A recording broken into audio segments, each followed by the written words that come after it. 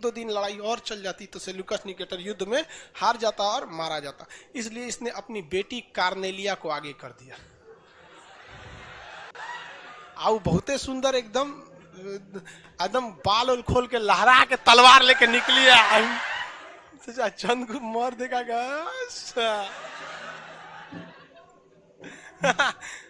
अब उसके आगे आप समझ में करते हैं। फर्स्ट टाइम देखा तुझे लव हो गया, सेकंड टाइम में सब हो गया। चंद्रगुप्त मौर्य ने किसको बोला? सेल्यूकस निकेटर को, बबुआ हम एक से ब्याह कर तो। दोनों में क्या हो गया? शादी ब्याह हो गया। आए थे युद्ध का नगाड़ा बजाने, बज गया तिलक। नहीं समझ गया? तिलक हो गया। अब दोनों में क्या हो गया? शादी हो गया। तो चंद्रगुप्त मौर्य ने शादी किससे किया? कार्नेलिया, जिसे हम लोग हेलन भी कहते हैं। क्या कहते हैं? हेलन। कार्नेलिया को क्या कहते हैं? हेलन कहते हैं। अब वो क्या बन गए? ससुर जी। क्या बन गए? ससुर जी। लेकिन ये बताइए, कभी ऐसा बाप निश्चिंत होकर रह सकता है, वो भी ऐसे दामाद से जिसे युद्ध के मैदान में लड़ाई लड़ रहा था कुछ दिन पहले? नहीं। तो इसको एक बात का टेंशन जरूर था कि कहीं ऐसा ना हो कि हम यहाँ से अपनी सेना लेकर वापस जाएं यूनान, तो यहाँ हमारी जो पत्नी है हेलन, इसको कहीं नहीं, इसकी जो पत्नी है यानी उसकी बेटी हेलन, कहीं उसको चंद्रगुप्त मौर्य थूर मत दे। अगर थूर थार दिया तो दिक्कत हो जाएगा। तो इसने सोचा थूरे ना, इसके लिए क्या करें? तो दहेज दिया। क्या दिया? दहेज। दहेज में एरिया, आराकोसिया, जेड्रोसिया, पेरिस्पेमियाई, ये 4 गो क्षेत्र दहेज में दे दिया। एरिया, आराकोसिया, जेड्रोसिया, पेरिस्पेमियाई का वर्तमान नाम है काबुल, करधान, मकरात और हेरान। काबुल, कंधार, मकरान और हेरात। काबुल कंधार पूरा अफगानिस्तान था उस तरह, मकरात और हेरात ये पूरा पाकिस्तान। तो चंद्रगुप्त मौर्य के दहेज में मिला था पूरा पाकिस्तान और पूरा अफगानिस्तान। एक बिहारी के छोड़े हुए दहेज पर आज 2 देश खड़े हैं। सब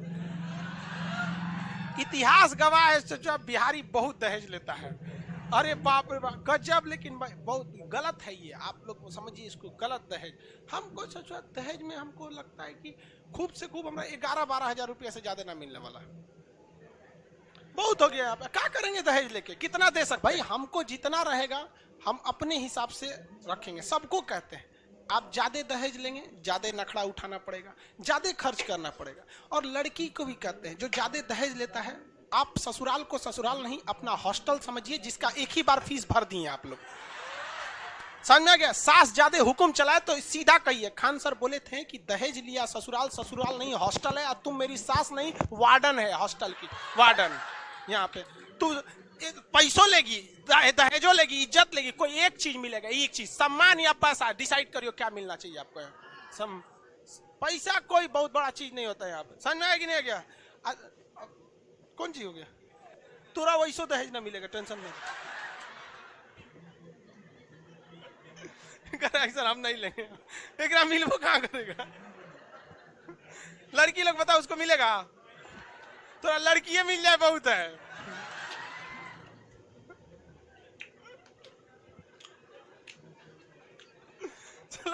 इधर देखो, ध्यान दो। दहेज नहीं लेना चाहिए, गलत बात है। यहाँ पे खुद से इतना काम है। देखिए लड़की सबको भी, भाई देखिए लड़की सब में भी क्या कहे, लड़का का ही एक तरफा गलती नहीं होता है दहेज में। लड़की रहेगी ग्रेजुएशन हिस्ट्री ऑनर से, और उसको पता नहीं है कि पानीपत की तृतीय लड़ाई कब हुई थी, और उसको लड़का चाहिए सरकारी नौकरी वाला। दहेजवा मेन यहां से शुरू होता है। बेरोजगार हो, बेरोजगार से शादी करो, दहेज मांगने की झंझटें नहीं है। नौकरी है, नौकरी वाले से करो, नहीं मिलेगा। लेकिन जब आप रहिएगा पहली कक्षा में और सोचिएगा 7वीं कक्षा में, मतलब अपने से ऊपर वाले में लगेगा, भाई पैसा लगबे करेगा, जेन्युइन है, पैसा लगेगा, आप उस कैटेगरी के रहिए, कोई दिक्कत नहीं है। नहीं समझ में आ गया? लड़कियों सब में नहीं होते, अपने कुछ ना पता रहता है, लड़का चाहिए हमको एकदम सरकारी नौकरी। सरकारी नौकरी मिलने करेगा सरकार। आप लड़की लोग में जिसका जॉब हो जाएगा, किसी को दहेज देने की जरूरत नहीं पड़ेगी। क्या दहेज? कोई मंगो नहीं करेगा दहेज, जानता है कि दहेज से ज्यादा का सैलरी हो जाएगा, और दहेज उसमें जरूरत भी नहीं पड़ेगी। पढ़ लिख के नौकरी ले लीजिए, 50% अपने ससुराल वालों को दे दीजिएगा, और कुछ जब तक माँ बाप जिंदा है माँ बाप को दे दीजिएगा। जब माँ बाप चले जाए तब भाई को थोड़े देना, तब 100% दीजिए। समझ में आएगी नहीं? तो इसने शादी किससे कर लिया? हेलन से। और पूरा पाकिस्तान और अफगानिस्तान क्या मिल गया? दहेज में। इसके बावजूद इसको डर लगता था। कोई मारे मत उकरा।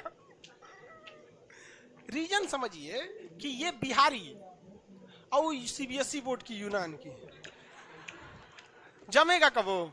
नहीं, वो सुबह उठ के ब्रेड बिस्कुट खाए वाली, दाल चावल खाने वाला जमवे नहीं करता था।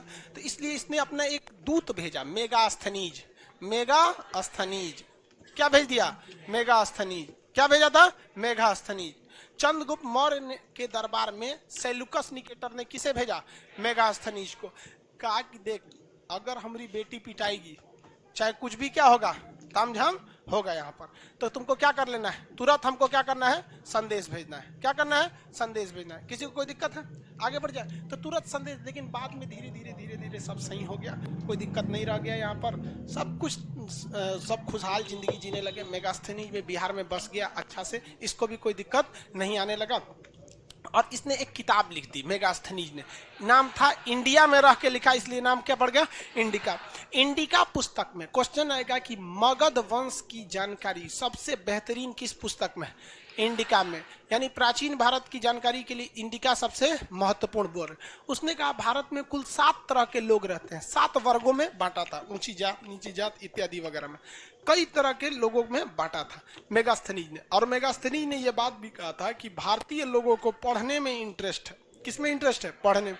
लिखने में इंटरेस्ट नहीं है, ये लिखना नहीं चाहते हैं, केवल क्या करना चाहते हैं? पढ़ना चाहते हैं। और इसी मेगास्थनीज ने संदेश भेजवाया था किस पे? सेल्यूकस निकेटर को। मतलब सब चीज ठीक ठाक है, हेलन आपकी ठीक रह रही है।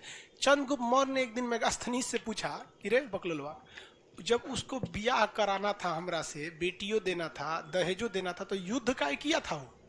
कहा कि बकलोल है आप, ओकरा हाथी चाहिए था।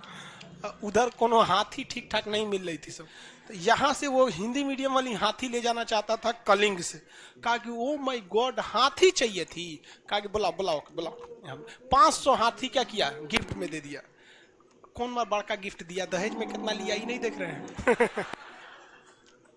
अच्छा, दहेज की भी एक सीमा होती है, दूधू को देश दहेज में ले लिया। हद होता है। हाँ, बेटी दहेज, सब कुछ, एगो दार्शनिक वगैरह भी लिया। तो खैर ये सब चीज चलते रही। दहेज, उस समय जो दहेज लिया गया था, आप बात समझिए, वो दहेज दहेज के रूप में नहीं था, वो क्षेत्रफल विस्तार का था कि हम तो लेबे करेंगे, या दहेज में दीजिए या युद्ध हार के आपकी लाश पे चढ़ के ले लेंगे। तो होशियार निकला, कहा कि एक ऐसा बिहारी सबसे नहीं ऐठना चाहिए, इन सबको दे देना चाहिए। तो ये इधर उनका चैप्टर क्लोज हो गया। इधर मेगास्थनीज, ये लोग अपना खुश। नरेंद्र मोदी जी ने डोनेट वाला बात निकाला था ना, चंद्रगुप्त मौर्य से निकाला था कि आप सब लोग डोनेट कीजिए, हम भी डोनेट कर रहे हैं।